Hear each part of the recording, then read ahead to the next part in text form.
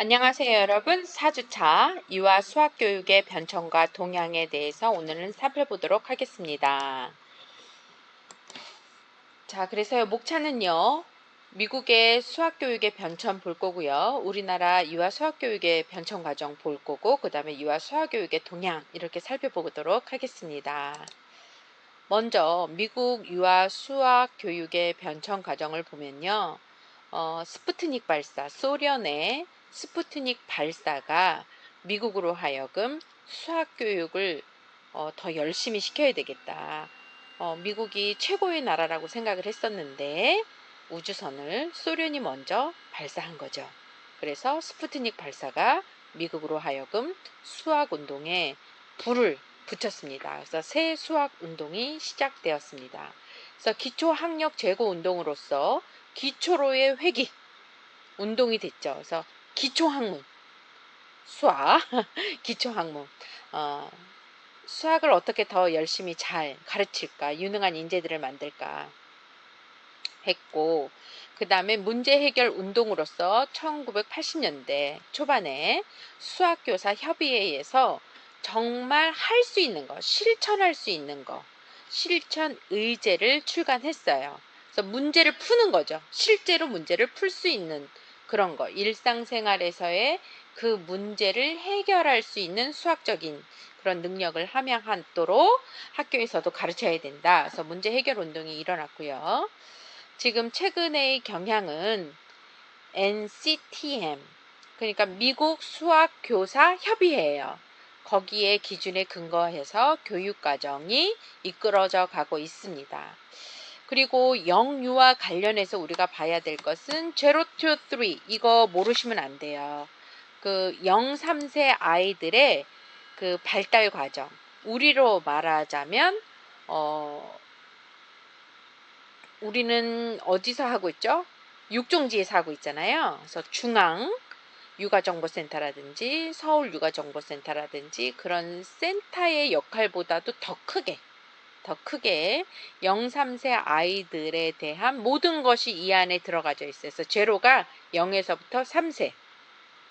그래서 이 안에 들어가면 이제 조기 수학과 가학 어떻게 가르쳐야 되는지 그 비디오를 통해서 또는 다양한 세미나를 통해서 안내하고 있어요. 네, 그래서 여러분도 이런 거 참조하셔서 보셨으면 좋겠고요. 보육교사 선생님들이 이런 사이트 모르시면 안 되는 거예요. 아주 잘 예시를 들어서 잘 올려놨습니다. 이것은 이제 재미있게 수학교육 어떻게 하는지, 지금 앞에 거울이 있죠? 거울이 있고 아기 발가락을 카운팅 해주는 거예요. 엄마가 짚어가면서. 예.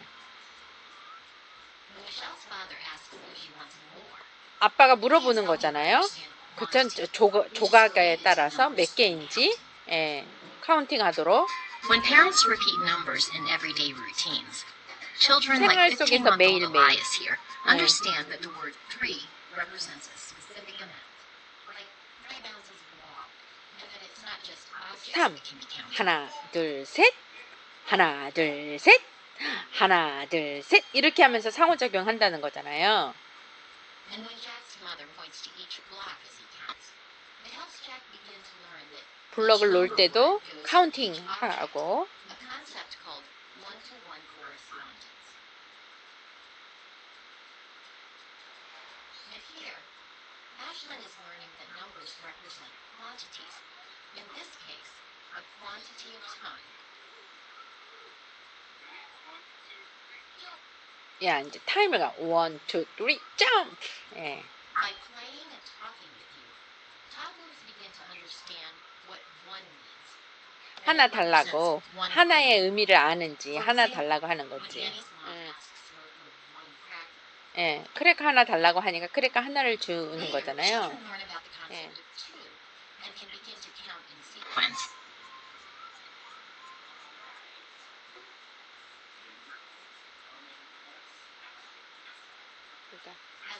지금 예.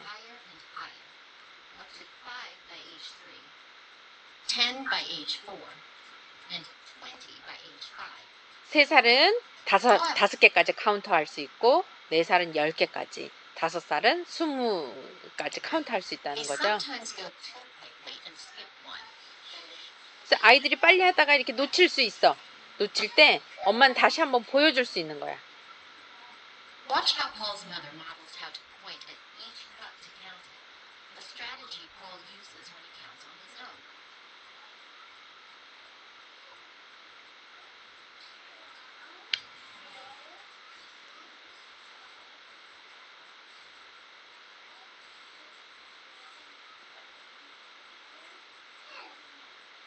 Early math skills. Easy as 1, 2, 3. 그래서 이제 생활 속에서 이렇게 할 수 있다. 여기 이 영상들 보시면요.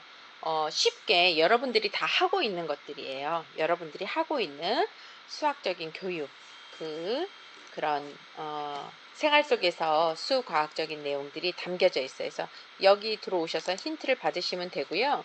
이제 또 하나로서는 NAUIC, 이것도 모르시면 안 되죠. 그쵸? 전미유아교육협회잖아요.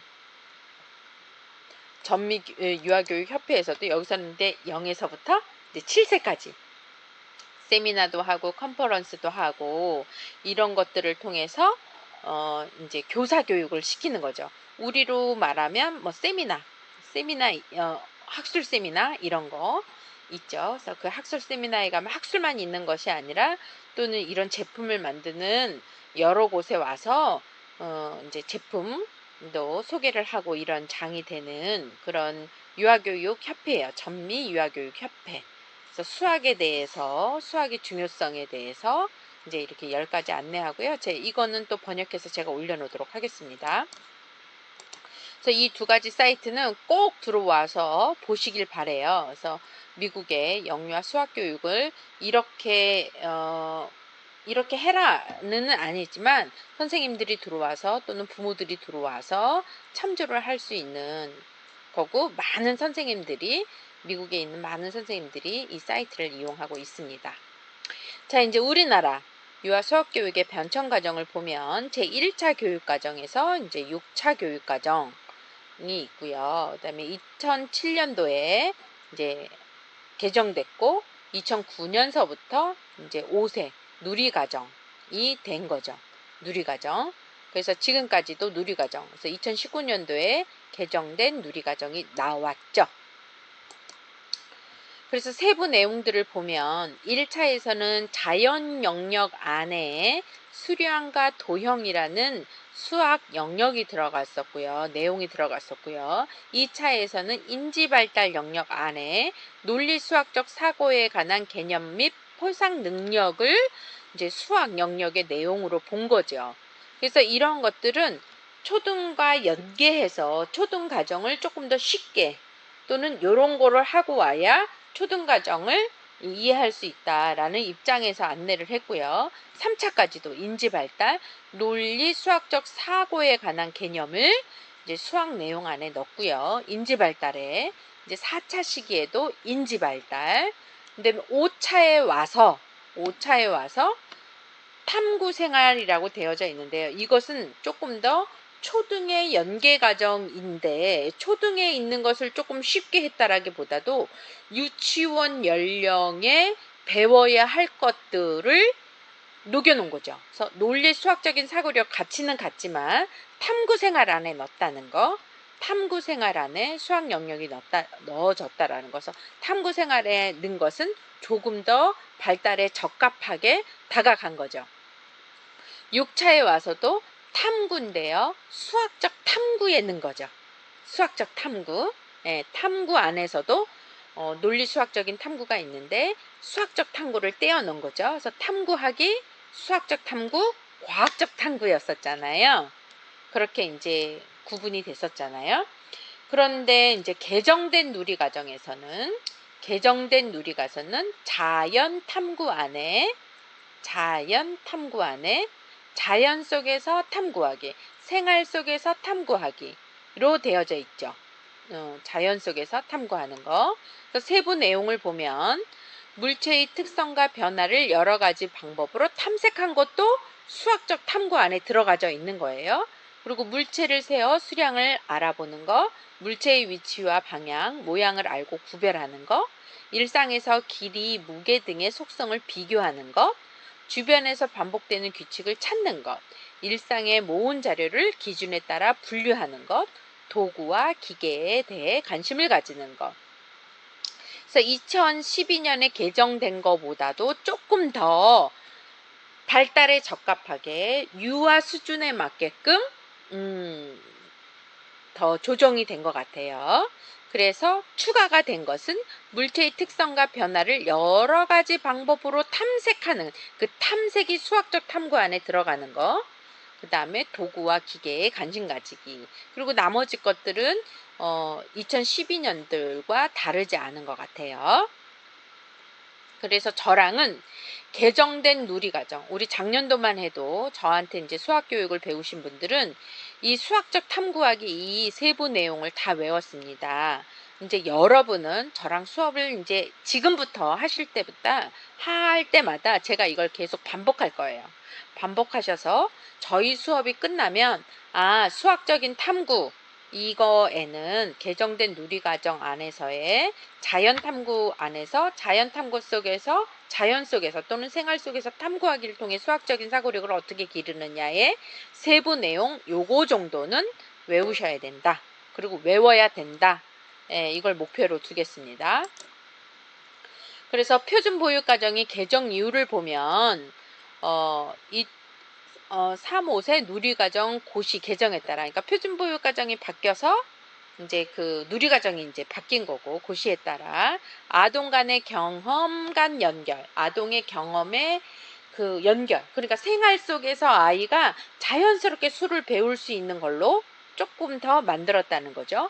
그리고 연령간 발달 연계 보육 현장의 안정적 적용을 돕는 차원에서 이제 0세서부터 보육이 가능해졌잖아요. 공보육이 가능해졌잖아요. 그래서 0세, 1세, 2세 이렇게 하다 보니 0세서부터 프로그램을 만들다 보니 오히려 초등과정에 녹아져 있었는데 0세가 있으니까 이 과정을 세분화시켜서 초등과 연계하다 보니까 조금 더 생활 속에서 이렇게 고쳐야 할 부분이 있었다라고 이야기하고 있는 거고, 보육과정의 일관성을 높이기 위해 어린이집 표준 보육과정과 이제 동일한 방향으로 개정했다. 아까 제가 지금 다 비슷한 말이에요. 연결하고자, 발달과 연계하고자, 또는 그 보육과정 0, 1세를 만들다 보니 그거의 연속상에서 하다 보니까 생활 속에서 어떻게 하면 수학적인 사고력을 기를까.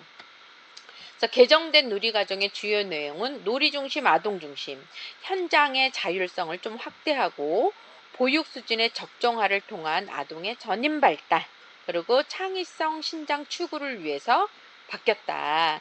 그래서 제4차 어린이집 표준보육과정 고시로 한다. 제3차에서 제4차로 변한 거예요. 그래서 2020년 9월 1일부터 시행한다. 여러분은 이거를 시행하고 있으셔야 돼요. 그리고 표준보육과정의 구성 방향을 보면 추구하는 인간상이 건강한 사람, 자주적인 사람, 창의적인 사람, 감성이 풍부한 사람, 사회정서, 그리고 더불어 사는 사람, 서로 조율하고 협력할 수 있는 사람, 이런 쪽으로도 수학을 가르쳐야 되는 거죠. 그래서 목적과 목표를 보면 영유아가 놀이를 통해 심신의 건강과 조화로운 발달을 이루고 바른 인성과 민주 시민의 기초를 형성하는 데 있다. 우리가 이런 교육을 하는 이유는, 그래서 이를 실현하기 위한 목표는 다음과 같아요. 0, 1세의 우리 보육의 또는 교육의 목표예요. 목표는 자신의 소중함을 알고 건강하고 안전한 환경에서 즐겁게 생활하는 것. 저는 끝부터 볼게요. 즐겁게 생활해야 돼. 아이들이 즐겁게 생활하려면 어떻게 해야 돼? 안전한 생활이 돼야 돼. 그리고 건강해야 되고 자신의 소중함을 알아야 되는 거예요. 즐겁게 생활한다라는 건 뭐다? 안전한 환경이 전제 조건이 있어야 되고 아이가 건강해야 되고 자신의 소중함을 아는 게 즐겁게 생활하는 거다. 이렇게. 그리고 자신의 일을 스스로 하고자 한다. 자신의 일은 스스로 이제 할 수 있는 거. 그리고 호기심을 가지고 탐색하며 상상력을 기르는 거. 호기심을 가지고 탐색하면서 상상력을 기르는 거. 이게 뭐예요? 이게 수학적인 과정과도 아주 연계가 깊은 거예요. 일상생활에서 아름다움에 관심을 가지고 감성을 기르는 거. 그리고 사람과 자연을 존중하고 소통하는 데 관심을 가지는 거. 이게 0, 2세 목표예요. 즐겁게 생활하고 자신의 일을 스스로 하고자 하고 하고 싶은 욕구가 있어야 되는 거예요. 즐겁게 생활하고 하고 싶은 욕구가 있고 호기심을 가지고 탐색하면서 상상력도 기르고 그리고 일상생활에서 감성을 기르고 아름다움에 그 다음에 사람과 자연을 존중하고 소통하는 데 관심을 가지고 이런 5가지 목표가 있고요. 3, 5세의 목표는 자신의 소중함을 알고 건강하고 안전한 생활 습관을 기르는 거 그리고 자신의 일을 스스로 해결하는 기초 능력을 기르고 0, 2세까지는 하고자 하고 여기서는 자신의 일을 스스로 하려고 하니까 옷도 입을 수 있고 그 다음에 화장실 가서 뒤처리도 신변 처리도 할 수 있는 기초 능력을 기르고 호기심과 탐구심을 가지고 상상력을 기를 뿐만이 아니라 창의력을 기르는 거고요. 일상생활의 아름다움을 느끼고 문화적 감수성 그냥 감성만 있는 것이 아니라 문화적 감수성을 기르고요. 사람과 자연을 존중하고 배려하며 소통하는 태도 소통하는 것뿐만이 아니라 배려까지 할 수 있는 거 3, 5세 교육 목표, 보육과정의 목표였습니다. 그래서 구성의 중점을 보면 영유아는 개별적인 특성을 지닌 고유한 존재임을 전제로 한다. 고유한 존재 키포인트 가지셔야 돼요. 수학교육을 할 때도 이 아이의 고유한 능력, 고유한 존재임을 기억하셔서 개별적으로 그 아이의 능력에 맞게 교육하셔야 되고 0, 5세 모든 유아에게 적용될 수 있도록 구성해야 되고 어린이집에 있는 그 모든 것들이 0세서부터 5세가 다 고려된 그러한 교육이어야 되고 추구하는 인간상을 구현하기 위한 지식, 기능, 태도 및 가치를 반영하여 구성해야 한다. 우리가 전문가가 된다라는 건 뭐예요?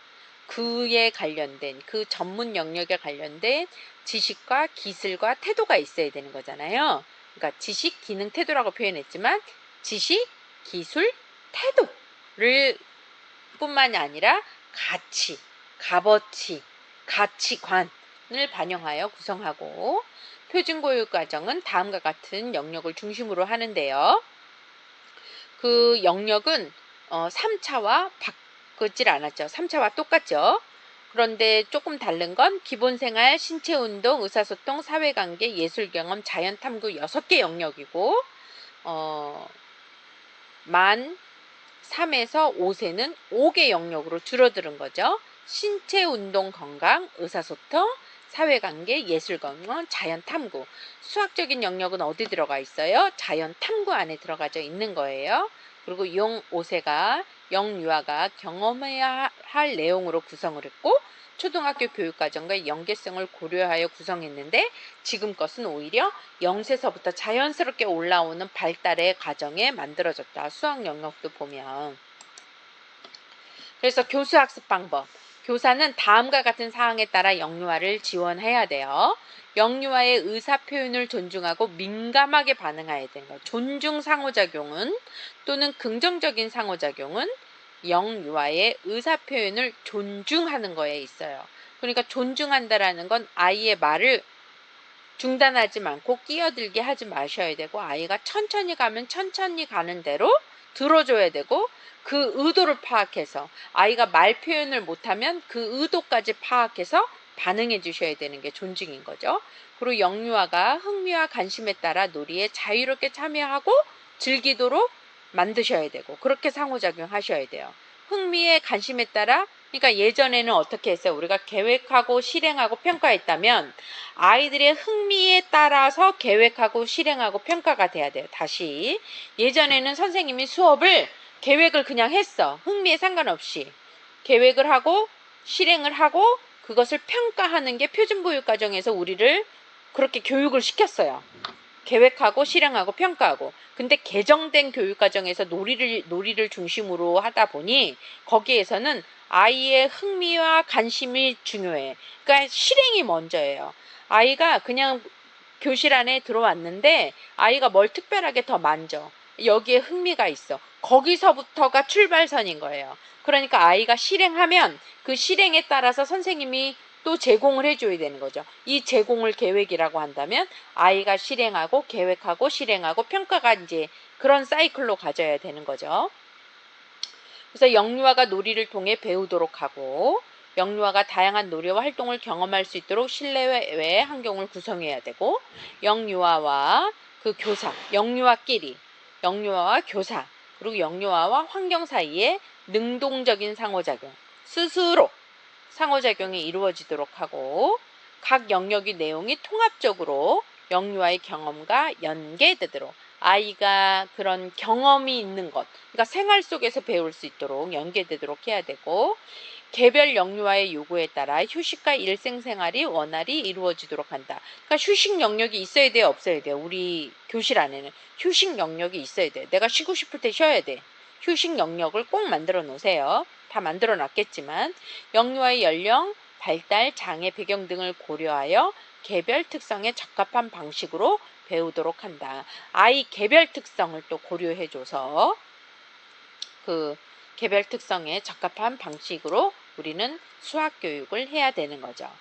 자, 그래서 0, 2세의 자연 탐구 목표 및 내용을 보면 탐구 과정 즐기기, 생활 속에서 탐구하기, 그리고 자연과 더불어 살기.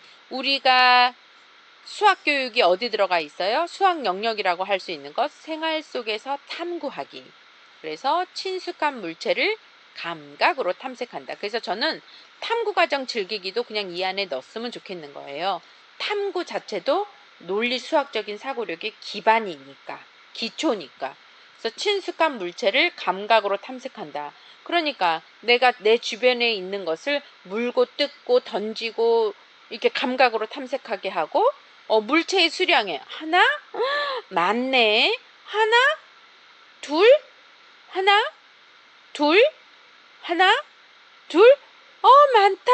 그쵸?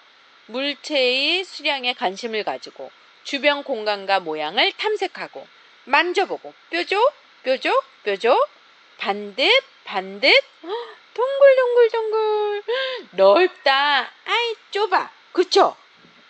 주변 공간과 모양을 탐색하고 규칙성을 경험하는 거. 선생님 주세요. 여기 있어요. 선생님 주세요. 여기 있어요. 선생님 받고 회원이 받고 선생님 받고 회원이 규칙성 있잖아. 하나 둘 왔다리 갔다리 주고 받고 이런 것도 규칙성을 경험하는 거죠. 그래서 생활 속에서 자연 탐구 안에 우리 수학적인 내용은 생활 속에서 탐구하기. 입에 배세요. 이제 용어가 바뀌었으니까 예전에는 수학적 탐구였다면 지금은 생활 속에서 탐구하기. 뭐라고요? 생활 속에서 탐구하기. 수학적 영역이. 그래서 여기 그림으로 제가 여러분들 익히기 좋으라고 올려놨어요. 감각이잖아. 뭐를?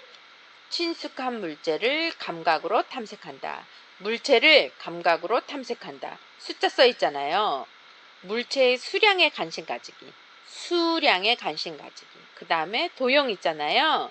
주변 공간과 모양을 탐색하기. 그 다음에 이거 패턴이거든요. 패턴. 그래서 규칙성을 경험하기. 자, 0, 2세는 뭐라고요? 감각으로 탐색하기. 수량에 관심 가지기. 공간 모형 탐색하기. 규칙성을 경험하기. 한 번 더 시작. 물체를 감각으로 탐색하기, 감각으로 탐색하기, 수량에 관심 가지기, 공간과 모양을 탐색하기, 규칙성을 경험한다. 눈 감고 한 번만 더 시작. 물체 어떻게? 감각. 물체를 감각으로 탐색하고 수량에 관심을 가지고 공간과 모양 탐색하고 규칙성을 한번 경험해보고, 그쵸? 예. 외우셔야 돼요. 그래서 0, 2세 자연탐구 교육 목표 및 내용은 주변 환경과 자연에 관심을 가지고 일상생활에서 탐색을 즐기고 주변 환경을 탐색하며 생명과 자연에 관심을 가지는 거예요. 그러니까 일상생활에서 탐색이에요. 0, 2세 목표는 탐구하기 봅시다. 생활 속에서 탐구하기. 일상생활에서 놀이를 하면서 물체의 특성, 수량, 공간과 모양, 규칙성을 자연스럽게 경험하는 내용이에요. 다시 한번 할게요. 친숙한 물체를 감각으로 탐색한다. 감각으로 탐색한다. 물체를 감각으로 탐색한다. 물체의 수량에 관심을 갖는다. 하나, 둘, 셋. 물체의 수량에 관심을 갖는다. 주변 공간과 모양을 탐색한다. 모양을 탐색하는 거예요. 그 다음에 규칙성을 경험한다. 생활 속에서 탐구하기. 0, 1세. 그럼 2세는 봅시다. 조금 더 늘어났어요. 2세는 영화가 놀이와 일상생활에서 자연스럽게 물체의 특성, 수량, 주변의 공간과 모양, 규칙성을 자연스럽게 경험하는 내용으로서 주변 사물의 각고 다름에 따라 구분하며 자신이 사용하는 생활 도구에 관심을 가지는 내용이에요. 생활 도구에 관심을 가지는 것. 다시 아까 감각으로 탐색해요. 뭐를? 물체를. 수량에 관심을 가지는 거예요. 이거 이렇게 바뀌었네요. 수량에 관심을 가지는 거. 그 다음에 공간과 모양을 탐색하는 거. 그리고 규칙성을 경험하는 것. 추가된 것은 주변 사물의 같고 다름을 구분해낼 수 있는 것. 주변 사물의 같네? 다르다. 같네? 다르다. 이것을 구분하는 것. 그리고 생활 도구. 내가 포크라든지 수저라든지 그릇이라든지 이런 거, 내 생활 도구에 관심을 가진다. 한 번 더. 2세는 2개가 늘어났어요. 주변 사물의 각고 다름에 따라 구분할 수 있고 생활 도구에 관심을 가진다. 다시 그림만 보고 한번 해볼까요? 감각이지. 뭘로? 감각으로 탐색하고 그 다음에 도용하면 이런 모양하면 뭐를 생각해야 돼요? 공간. 공간과 모양을 탐색하고 또는 물체 1, 2, 3, 4 이런 물체를 1, 2, 3, 4 수량에 관심을 가지고 꽃 나왔고 나비 나왔고 꽃 나왔고 그 다음에 나비가 나오겠죠. 이런 규칙성을 경험하고 이건 같네. 이건 다르네. 같고 다름을 구분할 줄 알고 생활도구 포크, 숟가락, 그릇 또 내 생활 청소기 쓰레바지 집에서 쓰는 거 집에서 사용하는 그런 도구에 관심을 가진다. 자 그러면 3에서 5세 생활 속에서 탐구하기 수학적인 탐구죠. 생활 속에서 문제를 수학적 과학적으로 탐구하는 건데요. 물체의 특성과 변화를 여러 가지 방법으로 탐색하고 물체를 세어 수량을 알아보고 물체의 위치와 방향, 모양을 알고 구별할 줄 알아야 되고 일상에서 길이, 무게 등의 속성을 비교하고요. 주변에서 반복되는 규칙을 찾고요. 일상에서 모은 자료를 기준에 따라 분류하고 도구와 기계에 대해 관심을 가진다. 일상생활 도구였는데 일상에 있는 도구와 기계에 이제 관심을 갖는 거죠. 자, 여러 가지 방법으로 탐색하고 수량을 세어 알아보고 위치, 방향, 모양을 구분하고 길이, 무게 이런 속성을 알고 규칙, 반복되는 규칙을 찾고 그 다음에 기준에 따라 분류를 하고 기준에 따라 분류를 하는 거야. 이거는 과일이구나. 이건 동물이네. 동물과 과일, 도구와 기계에 관심을 갖는다. 이게 이제 내용인 거죠. 세부 내용. 이거 외우셔야 돼요. 이번 학기 꼭 외웁시다. 생활 속에서 탐구하기가 수학적 사고예요. 자 그러면 유아 수학 교육의 동향은 어떻게 됐는지 봅시다. 유아 수학 교육과 초등 수학 교육의 연계를 하려고 많이 하고 있습니다. 근데 우리는 지금 0세서부터 이제 공보육을 시작하려고 하고 영아도 어린이집에 가게 되면 이제 나라 지원금이 있는 거잖아요. 이제 그러니까 이제 공부요육으로 더 많이 가기는 하는데 0세서부터 초등 수학까지 연계가 되도록 하는 것이 지금 수학 교육의 동향이고 미국에서도 그렇고 어마어마한 돈을 많이 투자하고 있죠. 수학을 잘하는 것이 기초 수학을 잘하는 것이 그 나라를 부강하게 만드는 건지 아니까. AI 기술이 뭡니까? 다 수학에 기반한 거잖아요.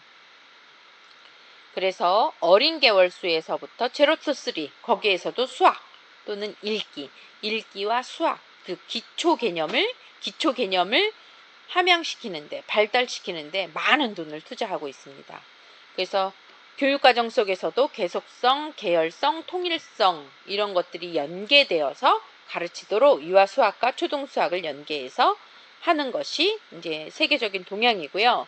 4차 산업혁명 시대에 요구하는 유아 수학 교육으로 흘러가고 있죠. 그래서 4차 산업혁명은 인공지능, 빅데이터, 사물 인터넷, 클라우드, 그 다음에 3D, 프린팅, 자율주행 자동차 등으로 불리우는 급격한 소프트웨어와 데이터 기반의 지능, 디지털 기술 변환에 의한 혁명을 우리는 4차 혁명이라고 합니다. 너무 어려워. 그쵸? 그러니까 어마어마한 속도. 우리가 LTE도 처음 나왔을 때 LTE도 빠르다라고 했잖아요. 그 다음에 4G가 왔고 5 시대가 온 거잖아요. 그래서 아직 5 시대가 도래하지 않았어요. 이 5 시대의 라인을 다 활성화되지는 않았지만 5G 시대가 정말 더 되어져서 더 빠르게 인공지능의 데이터를 분석해내는 거지. 그러니까 데이터 분석이 빠른 게 5G 그 라인이 있어야지만 되는 거잖아요. 그쵸? 5G 라인으로 빠른 속도전인 거잖아요. 속도전. 그 라인이잖아. 정보를 전달해 주는 거고 빅데이터는 정보를 분석하는 거고 큰 양의 그 많은 양의 정보를 빨리 분석해 내는 거고 그것을 알고리즘을 만들어서 실행해 내는 게 인공지능인 거잖아요. 이러한 산업이 아직 도래되지 않았어요. 지금 문 앞에 있는 거죠. 그런데도 불구하고 코로나 시대에 얼마나 많이 바뀌었습니까? 여러분과 제가 이렇게 만날 수 있는 것도 이렇게 영상에 갈 수 있는 것도 데이터 전송이 빨라서 그런 거예요.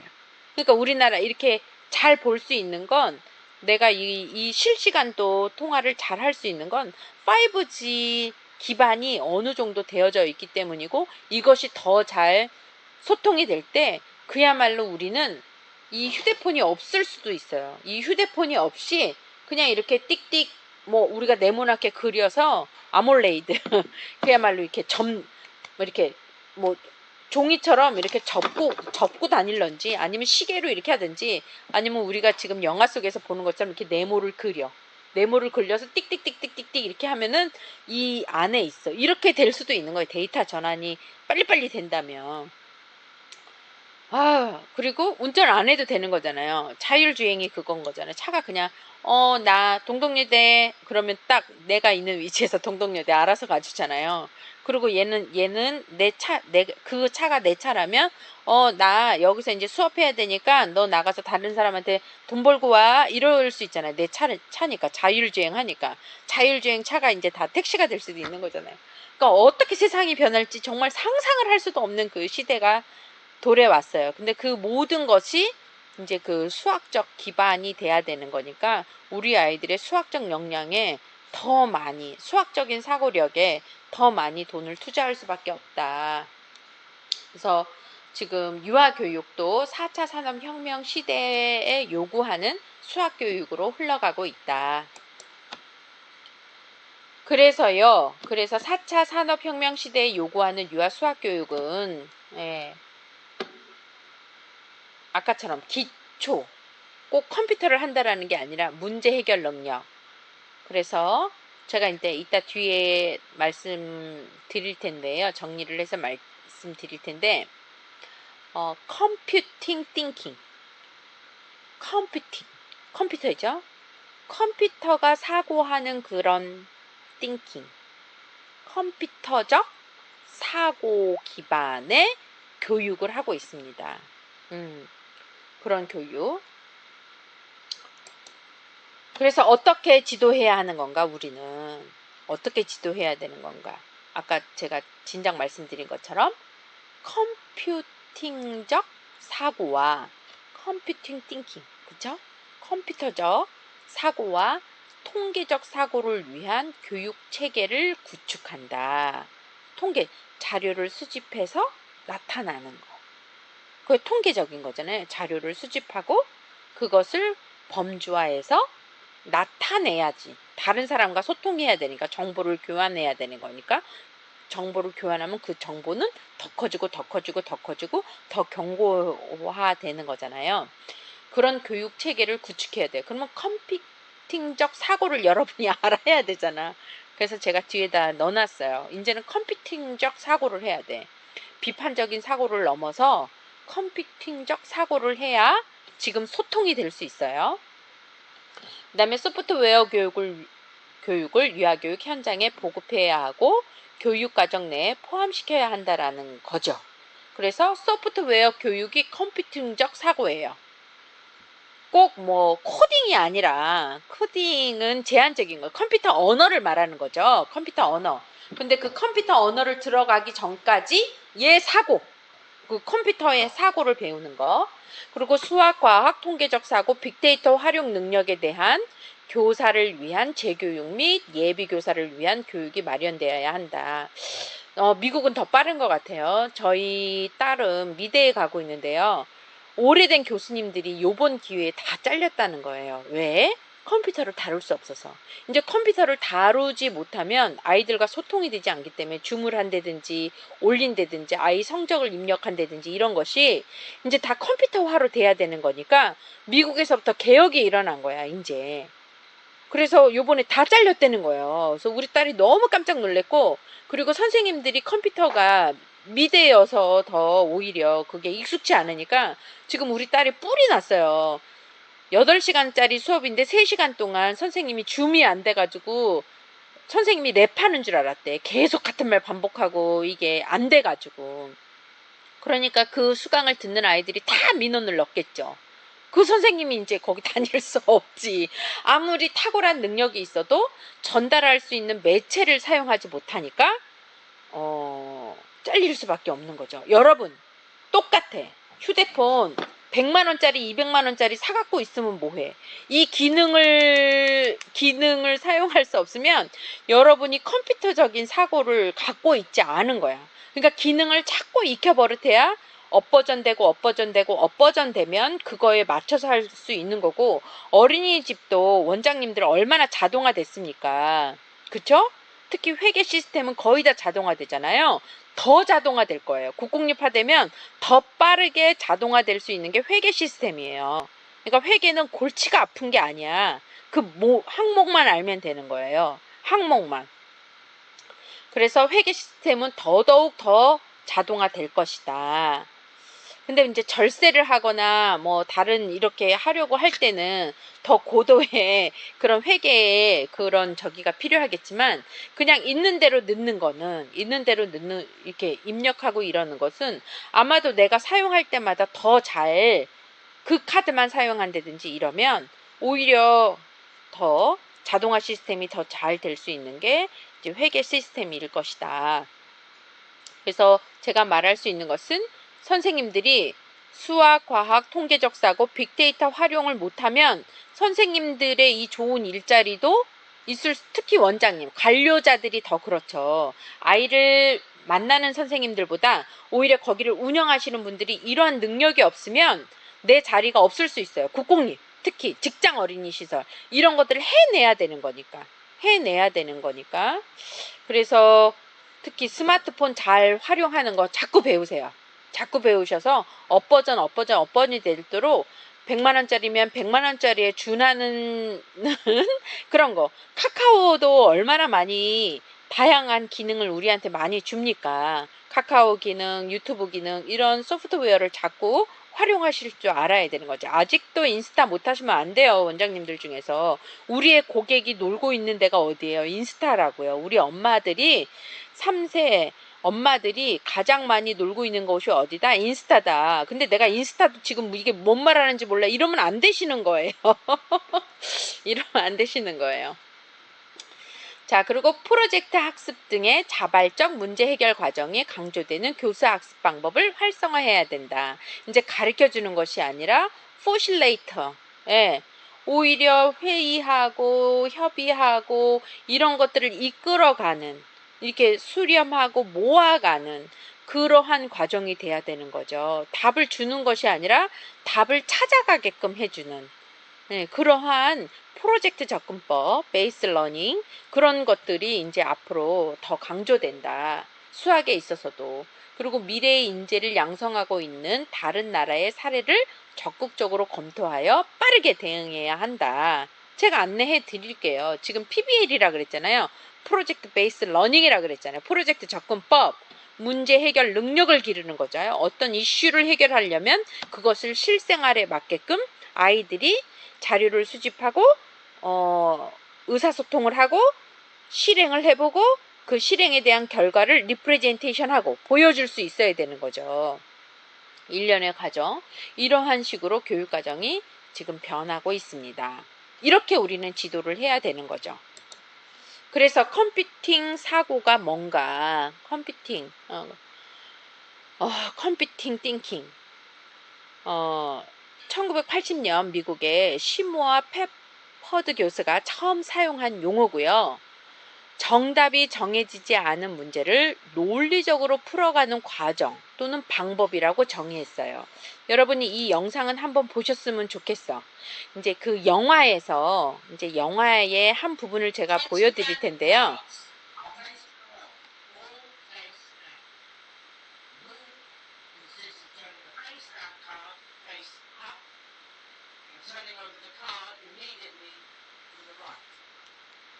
이거는 뭐냐면 20개의 카드를 주는 거예요. 20개의 카드를 다 뒤집어 놓고 하나를 오픈하면 그 옆에 것도 오픈하는 거야. 그렇게 계속 반복하게 되면 어떻게 되겠는가. 이 영화의 제목은 네이진인데요. 수학 천재 거지. 그래서 그것을 증명하는 과정이, 이런 과정이 컴퓨팅 띵킹이에요. 문제를 줬는데 그 문제를 컴퓨터가 이해할 수 있는 사고의 체계로 나타내고 그것을 분석해낼 수 있는 것. 그냥 한번 그림만 보세요. 그림이라도.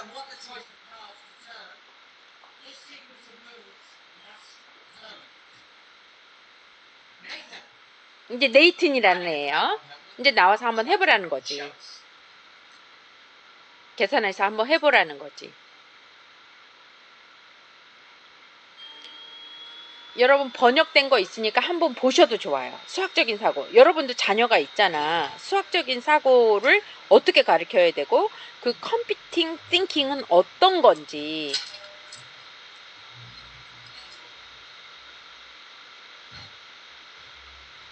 그래서 20개의 카드를 그리는 게 아니라 그걸 공식화하는 거야.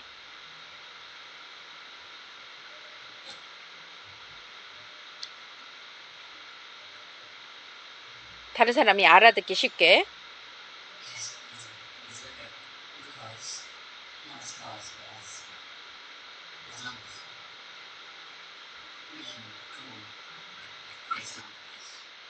뒤집어 있는 것을 원이라고 하고, 오픈되어져 있는 거, 얼굴이 보여지는 것을 0이라고 했을 때, 이게 컴퓨터가 읽는 이진법이잖아요. 0, 1, 0, 1. 그걸로 표현을 하다 보면 이런 식이 된다는 거지. 뒤집어 있고 오픈되어 있고 뒤집어 있고 오픈되어 있는 거. 근데 그런 걸 반복하다 보면 바이 원 뒤집어져 있는 것을 오픈하면 제로가 되는 거잖아요. 다 숫자가 적어지는 거잖아.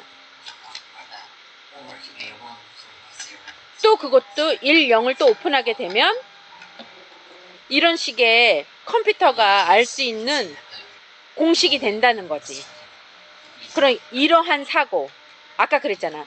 카드를 뒤집게 되면 어떻게 되는지를 컴퓨터가 이해할 수 있게끔 공식을 만들고 눈으로 볼 수 있게끔 만드는 거죠. 이런 것이 컴피팅 띵킹이야. 그래서 내일은 한번 보시길 바래요. 아이들과 한번 보시면 좋을 것 같아요. 그리고 여기 이제 제가 찾은 것은 위키백화의 컴피팅 사고. 컴피팅 사고는 컴퓨터가 효과적으로 수행할 수 있도록 문제를 정의하고 그에 대한 답을 기술하는 것이 포함된 사고 과정 일체를 일컫는다. 그래서 정답이 하나가 아니라 여러 가지일 수 있는 문제는 다양한 변수에 기반한 포괄적이며 유의미한 해답 도출에 필요한데 컴퓨팅 사고를 통해서 발견한 문제 분해. 문제를 먼저 분해를 해야 돼. 분해를 하고 자료를 표현해낼 수 있어야 되고 그것을 일반화해야 되고 모형으로 만들어. 컴퓨터가 읽을 수 있는 뭐 이런 시스템으로 만든다. 그리고 그것이 알고리즘인 거지. 이거 다음에 이거 다음에 이거 다음에 이거는 이렇게 됩니다. 그런 어떤 알고리즘이 필요하게 되는 거죠. 이게 컴퓨팅 사고야. 더 쉽게 제가 이제 또 설명을 할게요. 자, 그래서 컴퓨팅 사고. 그래서 컴퓨터학과 교사협의회에서 분류한 컴퓨팅 사고란 크게 두 가지로 나눌 수 있어요. 추상화 과정과 자동화 과정이 있는 거예요. 추상화 과정은 인간이 하는 거야. 인간이 모형을 만들고 자료를 수집하는 것도 컴퓨터가 할 수 있지. 요즘은 빅데이터 자료를 수집하고 그 분석하는 것도 그 자동화를 할 수 있어. 근데 그 분석을 어떻게 할 것이냐의 키워드는 추상화를 해서 그 단축적으로 만들어야 될 건 인간이야. 그러니까 두 가지가 같이 가는 거예요. 컴퓨터를 움직일 줄 알아야 되고 자동화 시스템으로 만들어야 되고 하나는 추상화 과정. 인간이 그것에 대한 언어를 입력해 줘야 돼. 001일지 01일지 이런 것을 입력을 해줘야 돼. 그러니까 얘가 알아들을 수 있는 언어로 입력할 수 있도록 도식화내는 것. 그러한 띵킹 과정을 우리는 수학교육에서도 해야 되는데요. 한 번 더. 추상화라는 것이 뭐냐? 복잡하게 얽혀있는 문제를 구조화하고 해결 가능한 한 상태로 만드는 것. 다시 복잡하게 얽혀져 있어. 복잡하게 얽혀져 있는 문제를 구조화해야 하는 거지. 알고리즘을 만드는 것 또는 모형을 만드는 것, 구조화하고 해결 가능한 한 상태로 만드는 것. 자료를 수집하고 큰 문제를 작은 문제로 자르는 것. 큰 문제를 조각조각 잘라서 그것을 범주화하는 것. 그 다음에 문제를 구조화하고 추상화하여 보다 간결한 상태로 만드는 것. 이것이 추상화 과정인 거예요. 이건 인간이 할 수 있는 거야.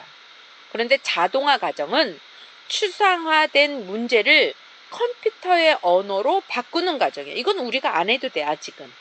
유아교육에 있어서는 추상화 과정. 그러니까 프로젝트 베이스 러닝이 필요하지. 문제를 만났을 때 그 문제에 대한 자료를 수집하고 그것을 브레인스토밍해서 나누고 그리고 최적의 것을 고안해내고 실행해 보면서 그것에 대한 이점과 뭐 단점 이런 것들을 정보를 공유해서 더 좋게 만드는 거죠. 근데 그것을 자동화하는 거야. 어디로? 컴퓨터에 넣을 수 있도록. 그래서 다 일반화시킬 수 있도록. 그러면 자동화 과정이란 추상화된 문체를 컴퓨터의 언어로 바꾸는 과정을 말하고요. 알고리즘을 도출해 문제를 보다 쉽게 해결할 수 있게 어떤 패턴을 만드는 알고리즘이라는 것은 원바이 원으로 어떤 패턴을 만들어내는 거죠. 그리고 디지털 시대에 필요한 창의적 사고력과 문제 해결 능력 등을 기를 수 있는 것이 자동화다. 이해되셨어요? 그러니까 크게 컴퓨팅 사고란 이제 유식해지는 거야. 이 방향으로 가는 거예요. 컴퓨팅 사고란 인간의 추상화 과정을 자동화 과정, 컴퓨터를 이용해서 문제 해결을 하자는 거지. 근데 유아교육에서는 컴퓨터 입력하고 이런 것까지는 코딩 이런 것까지는 아직 안 해도 돼. 인간의 사고 과정을 어떻게 하냐? 자료를 수집하고 분류해내고 또는 큰 문제를 작은 문제로 또 만들 수 있고 또는 그것을 리프리젠테이션 표상화해내는 거. 우리 잘하잖아. 표상놀이. 표상화하는 것. 이미지화하는 것. 여기는 유아교육 부분이죠. 우리 보육의 부분인 거죠. 수학적인 사고력을 기르는 부분인 거죠. 이거 놓치시면 안 돼요. 그래서 구글에서 컴퓨팅 사고가 무엇인가에 대한 동영상을 만들었어. 그래서 한번 보세요. 번역되어 있어요. 이거는. How doing that with private family access? Is it really possible that William Shakespeare wrote all of the works that are in the name? Can we create an intelligent computer program that can write its own novel music compositions? What are these three really nice questions have in common? Well, answering these questions requires the use of computational thinking, which is a way of thinking that more and more people are using to solve problems each day. So whether you teach math, science, computing, or the humanities, computational thinking can be a powerful addition to your classroom activities. So what is computational thinking? Computational thinking is an approach to problem solving. So it's taking a hard problem and figuring out how to tackle it using what we know about numbers. There's four major sort of facets of computational thinking. One is decomposition, breaking something down, figuring out what all the parts are and how you might divide up the task. And then there's pattern recognition, which is finding similarities and differences between these parts in order to make predictions. Pattern memorization, or abstraction, which is finding the general principles that generate these patterns. And finally, there's algorithm design, which is developing step-by-step instructions that solve similar problems. People are learning to apply computational thinking to solve problems in many disciplines. When people ask difficult questions, which are more easily solved by computers, or discover insights through analysis of large data sets, we are thinking computationally. Computational thinking is the reason we now have fields like computational biology, computational chemistry. It's also the reason we have new techniques we can use in literature, such as studying the media. So when we start stepping back and looking at this, we see computational thinking everywhere. And it doesn't have to be a skill. Some people confuse computational thinking with computer science, but plain to see. Computer science is an academic discipline involving the study of computation and its application in the computer. Of course, computational thinking is a way to go about solving problems. Right. You can do it through processes, and that's exactly what it's doing. Regardless of whether or not you're a computer scientist or something else, in general, skills are good. Computational thinking introduces students concepts of dealing with ambiguous, complex, or open-ended problems. We believe that all students should learn computational thinking, regardless of subject or age. You look at problems, break it down into precise pieces, organize them individually, and eventually figure out a way to solve something. And that's a skill that can benefit anyone. But not to be very generous. When you want to know what people are saying about topics of discussion.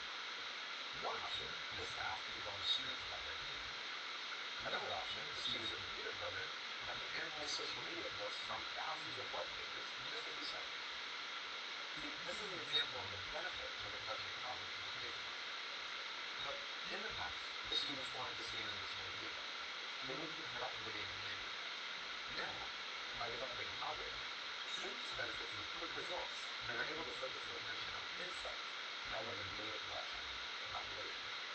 By leveraging the strengths of technology, we can focus on our strengths as people in developing insights, analyzing situations, and enjoying conclusions. We don't want students to simply use the knowledge that we teach.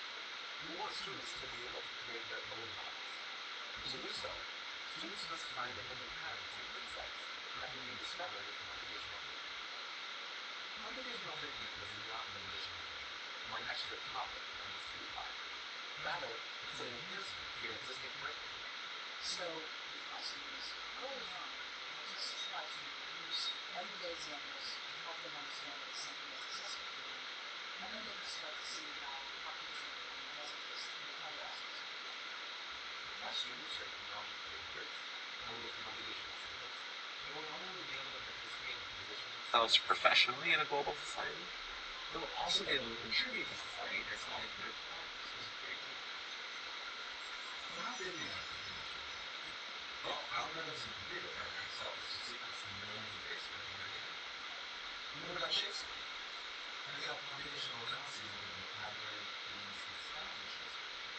Instead of that, you can then all the works created. And now with modern music using computer graphics, well, computational technique is used to find patterns in existing music programs. There are letters that produce very new composition that can be found.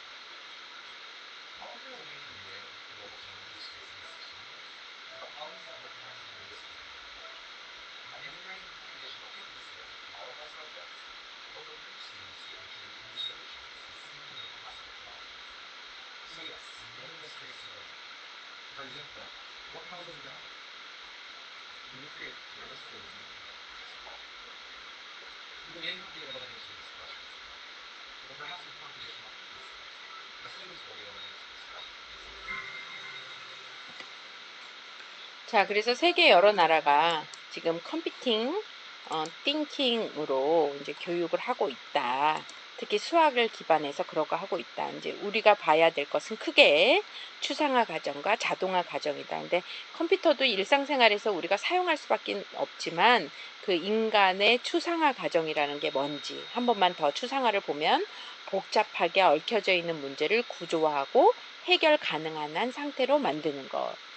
그러니까 쪼개는 거죠. 어떤 면에서는 자료를 수집하고 큰 문제를 작은 문제들로 분해. 이것도 쪼개는 거죠. 가능한 상태로 만드는 것.